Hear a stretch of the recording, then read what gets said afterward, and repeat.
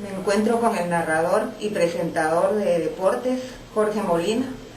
Mucho gusto, licenciado. Le quisiera preguntar por qué existen los amaños. Los amaños existen a través de las casas de apuestas. Lo que sucede es que las mafias internacionales buscan un partido en donde la mayoría de apostadores ha ido hacia el otro lado. Por ejemplo, si tenemos equipo A y equipo B, si la mayoría de las apuestas están en favor del equipo A, las grandes mafias lo que hacen es apostarle mucha plata al equipo B, porque esto le duplica las ganancias. Y entonces el amaño está en comprar a 2 o 3 jugadores del equipo B para que ellos sean los que, o del equipo A, para que entonces gane el equipo B y con eso entonces ellos ganan una buena cantidad de dinero.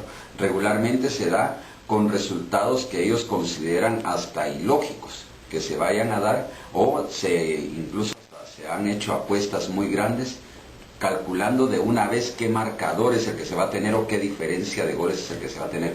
Los amaños salen de casas de apuestas en donde compran jugadores de un equipo para que se dé un resultado al que a ellos le apostaron. En su trayectoria como narrador, ¿en Guatemala el fútbol ha existido? Sí, digamos que sí he estado en algunos partidos en donde hay un comportamiento extraño. El ejemplo más claro es el partido aquel de fogueo Guatemala contra Sudáfrica, poco antes de que empezara el Mundial de Sudáfrica 2010.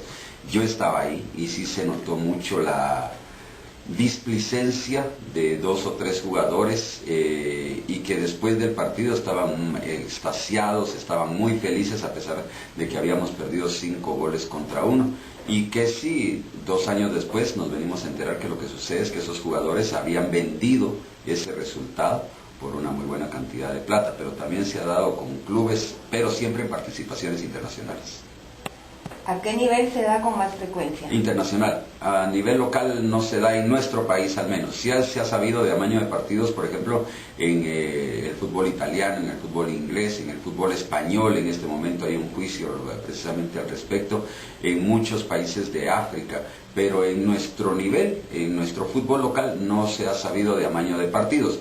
Sí ha habido trampa, digamos, pero no es el característico amaño, sino que digamos que se ha acusado a árbitros de aceptar sobornos, se ha sabido de amenazas, de intimidaciones, pero de amaño en sí, a nivel local no, a nivel internacional sí.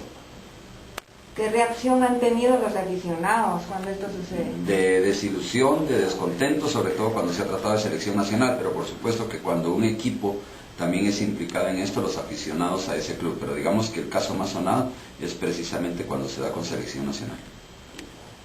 ¿Las autoridades del fútbol han tomado medidas al respecto? Sí, yo creo que el usar el anterior caso de selección nacional como un ejemplo para el resto de jugadores fue muy bueno. El acusarlos, el sancionarlos, el sacarlos definitivamente de cualquier fútbol a nivel local e internacional fue una muy buena medida y un buen ejemplo para otros jugadores que no se cometan este tipo de errores o que no acepten caer en la tentación de hacerse ricos a consecuencia de vender un resultado.